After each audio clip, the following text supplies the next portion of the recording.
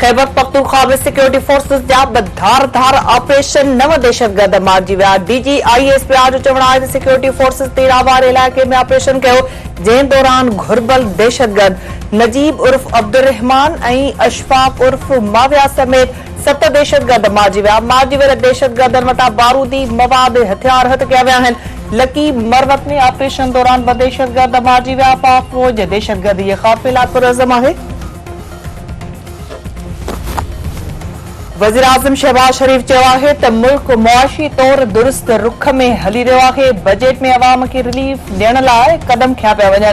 कारोबार दोस्त पॉलिसियुनि सबबि मुल्की मईशत मुस्तहकम ऐं ॿाहिरिन सीड़पकारनि जो एतमाद बहाल थियो। सनत, ज़राअत, इंफॉर्मेशन टेक्नोलॉजी जे शोबनि में तरक़ीअ सां मईशत खे इस्तेहकाम ऐं रोज़गार जा नवां मौक़ा फराहम कया वेंदा।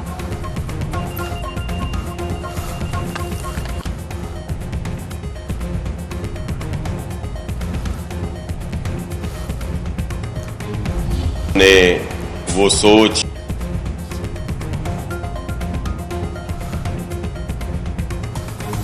सिंध सरकार शहीद भुट्टो खिलाफ ॻाल्हाइण ते MQM खां माफ़ी। गवर्नर कामरान टिसो जी इस्तीफ़ा जो मुतालबो करे छॾियो। शर्जील मेमन जो चवणु आहे त MQM हमेशा नफ़रत वारी सियासत कई आहे। पार्टी अॼु UC सतह ते बि नज़र नथी अचे। खेनि हाणे वरी सियासत चमकाइण जो शौक़ थी वियो आहे। शहीद भुट्टो ते मुल्क खे विरहाइण जो इल्ज़ाम शर्म जोॻो आहे। MQM कल्ह बि कंहिं बि मुलाक़ात में बाज़ाब्ता तौर कोटा सिस्टम बाबति नाहे ॻाल्हायो। राब्ता कमेटीअ में अधु खां वधीक सरकारी मुलाज़िम वेठा आहिनि। माज़ी में टारगेट किलर्स वाटर बोर्ड ऐं KMC जा मुलाज़िम हूंदा हुआ। MQM वारा पंहिंजे बानी खे पंहिंजो करण लाइ तयारु न आहिनि। नासिर शाह जो चवणु आहे त MQM सरकारी खातनि में टारगेट किलर्स खे भर्ती कयो। नौजवाननि खे हथियार ॾेई हिक ॾींहुं अंदरि 100 माण्हू क़तल कया विया।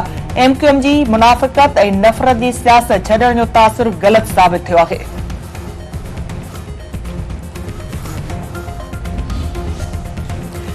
सुप्रीम कोर्ट तरफ़ां 2018 वारनि चूंडुनि में मख़सूस सीटुनि जी विछ जा तफ़सील तलब। चीफ जस्टिस काज़ी फाइज़ ईसा रिमार्क्स ॾींदे चयो आहे त इलेक्शन कमीशन कुझु ग़लति कयो आहे त उॾाए छॾींदा। इलेक्शन कमीशन जो त कंहिं वटि क़दुरु ई न। इलेक्शन हाराईंदड़ ग़लति ऐं कामयाब दुरुस्त करार ॾींदड़ ॾेई छॾींदो आहे। PTI केतिरा ई भेरा इंट्रा पार्टी चूंडुनि लाइ मोहलत तलब कई। 1 साल वठण बावजूद तहरीक इंसाफ़ इंट्रा पार्टी चूंड न कराए सघी। इलेक्शन कमीशन पहिरियों मामलो ॾिसी पए सघी। मामलो सुप्रीम कोर्ट ते न विधो वञे। असुल गेम 90 मिंटनि जी हूंदी आहे। हू फुटबॉल वांगुरु एक्स्ट्रा टाइम ॾिसी रहिया आहिनि।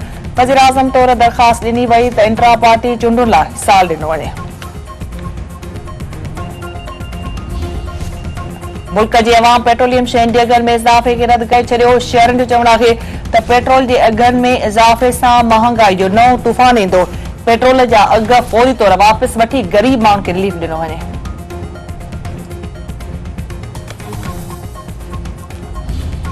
जाम शोरे जे इलाइक़े अलीआबाद वटि हथियारबंदनि जी फायरिंग बजणा क़तल गोलियूं लॻण सबबि पेटे PP अॻवान वारिस माछी जो भाउ पुनल ऐं संदसि ड्राइवर मारिजी विया।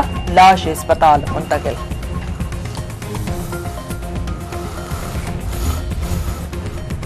ऐं सिंध जे मुख़्तलिफ़ शहरनि में निंगरीअ समेत बजणा बुडी फोर्ट जैकबाबाद भरिसां वाह में विंझंदे निंगरी बुडी फोर्ट कुंभ भरिसां चेन वरहनि जो नींगर वाह में बुडी हयाती विञाए वेठो।